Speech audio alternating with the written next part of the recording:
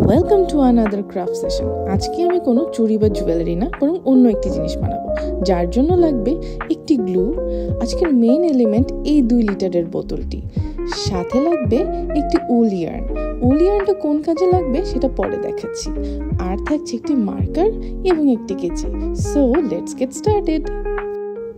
যেহেতু আমার কাজটা করতে অর্ধেকটা বোতল লাগবে এবং আমি উপরের পার্টটা দিয়ে কাজ করতে চাই, তাই আমি মার্কার দিয়ে মার্ক করে নেব। মার্ক করার পর যতটুকু পোর্শন দিয়ে আমি কাজ করতে চাই ততটুকু পোর্শন স্টিকারটা তুলে আমাকে কেটে নিতে হবে। আমি অলরেডি কেটে নিয়ে এসেছি, কাজ আমাকে এটার জন্য কিচেন ভিজিট করতে হয়েছে। দেখতেই পাচ্ছেন আমি 2টা পোর্শনে রেখে দিয়েছি, তবে আমি আপার পার্টটা দিয়ে আপাতত কাজ করব, সেটাই ভিডিওতে দেখাচ্ছি। আমাদের কাছে যে উল ইয়ার্নটা আছে সেটা দিয়ে মূলত আমি এই পুরো আপার পার্টটাকে র্যাপ করব। সেটার জন্য প্রথমেই আমি আঠা অ্যাপ্লাই করে আমার কাজটা স্টার্ট করছি। সুতা বা ফ্যাব্রিকের কাজ করার জন্য আমি সাধারণত ফ্যাব্রিক গ্লুই ইউজ করে থাকি। সো এখানেও আমি প্লাস্টিকের উপরে ফ্যাব্রিক গ্লুটা ইউজ করছি। আমি যে ব্র্যান্ডের ফ্যাব্রিক গ্লুটা ইউজ করি সেটা হচ্ছে ফেভিক্রিল। ফেভিক্রিলের আপনি ফ্যাব্রিক গ্লুও পাবেন বাজারে অনেক, সাথে ওদের অনেক ফ্যাব্রিক পেইন্টও অ্যাভেলেবেল আছে যদি আপনি ব্লকের কাজ করতে চান। আমার পক্ষে যদি সম্ভব হয় আমি ডেফিনেটলি আপনাদের জন্য ব্লকের কাজেরও টিউটোরিয়াল নিয়ে আসবো। তবে আগে যেগুলো প্ল্যান করেছি সেগুলোই হোক। ভিডিওতে দেখতে পাচ্ছেন আমি কিন্তু অলরেডি পুরো দমে বোতলটা র্যাপ করার কাজে নেমে গিয়েছি। বোতলটা কিন্তু খুব সুন্দর করে আমাদেরকে র্যাপ করতে হবে, বারবার আঠা অ্যাপ্লাই করতে হবে। একবারে পুরো বোতলে আঠা অ্যাপ্লাই করা যাবে না, এতে হাতে বা সুতায় ছড়িয়ে যাবে। তাই আমরা একটু একটু করে গ্লু অ্যাপ্লাই করব আর সুতাটা একটু একটু করে প্যাঁচাতে থাকবো। আর যখন এটা র্যাপ করছি তখন মাথায় রাখতে হবে যেন সুতার মাঝে খুব একটা গ্যাপ না থাকে, তাহলে কিন্তু আমাদের আসল টার্গেটটা অ্যাচিভড হবে না, যেটা ভিডিওর লাস্টে দেখলেই বুঝতে পারবেন। 5 মিনিটের এই ভিডিওতে আমি যে প্রোডাক্টটা বানাচ্ছি সেটা বানাতে মূলত আপনাদের কিন্তু 30 মিনিটের বেশি লাগবে না, আর ঘরে থাকা এলিমেন্টসগুলো দিয়ে কিন্তু বানিয়ে ফেলতে পারবেন।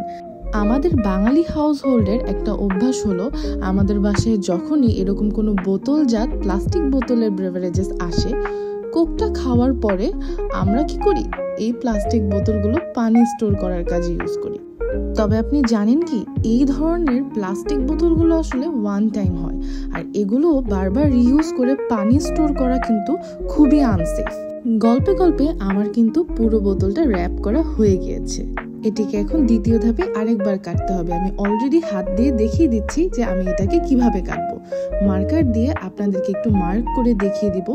এই পোর্শনটাও আমাদের সেম ভাবে আগের পোর্শনের মতো হিট দিয়ে কেটে নিতে হবে, যার জন্য আমার দরকার একটুখানি কিচেন ভিজিট। আমি স্ট্রেট মার্ক করেছি, বাট কাটিংটা একটু ওভাল শেপে হবে। And I am back from kitchen. দেখতে পাচ্ছেন আমি কিন্তু স্ট্রেটের উপরে ওভাল শেপে কেটে নিয়েছি। একটু এবড়ো থেবড়ো হয়েছে, কাজ আমাকে আমার লিমিটেড কিচেন টুলস ইউজ করতে হয়েছে। এখন উপরে নিচে হালকা একটু ডেকোরেট করতে আমি নিয়ে নিয়েছি 2টি লেস। এই লেস 2টি বেসিক্যালি আমারই বানানো।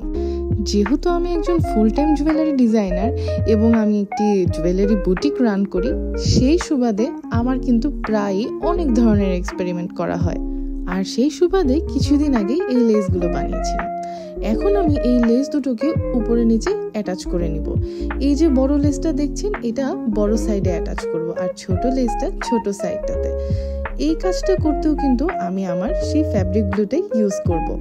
এখন আমি আঠা অ্যাপ্লাই করে নিচ্ছি নেটের কাপড়টা অ্যাটাচ করার জন্য। মাথায় রাখবেন এই নেট বা সিল্ক টাইপের কাপড়গুলো ইউজুয়ালি এখানে গ্লু কাজ করতে একটু বেশি সময় নেয়। তো এই ধরনের কাপড়ে যখন গ্লুয়ের কাজ করবেন তখন কাছে ক্লিপ অথবা ওয়েট হোল্ডার রাখবেন, কারণ গ্লু অ্যাটাচ করার পর কিছুক্ষণ ক্লিপ দিয়ে আপনাকে এই জিনিসটা অ্যাটাচ করে রাখতে হবে, এতে করে আঠাটা মজবুতভাবে শুকাবে। আমি আঠা লাগিয়ে কাপড় অ্যাটাচ করে বেশ কিছুক্ষণ ওয়েট করে রেডি প্রোডাক্টটা নিয়ে চলে এসেছি।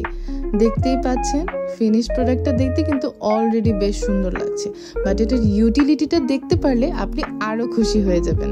চলুন তাহলে দেখে নিই ফাইনাল আউটকাম। কাটা অংশটা ইউজ করে বাসার বেসিক লাইট হোল্ডারে এই ল্যাম্প শেডটা এইভাবে অ্যাটাচ করে নিন।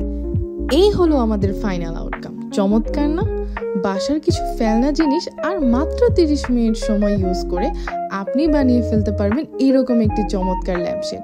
এরকম আরো দারুণ দারুণ ক্রাফট আইডিয়াস পেতে আমার চ্যানেল সাবস্ক্রাইব করুন। Thanks for watching.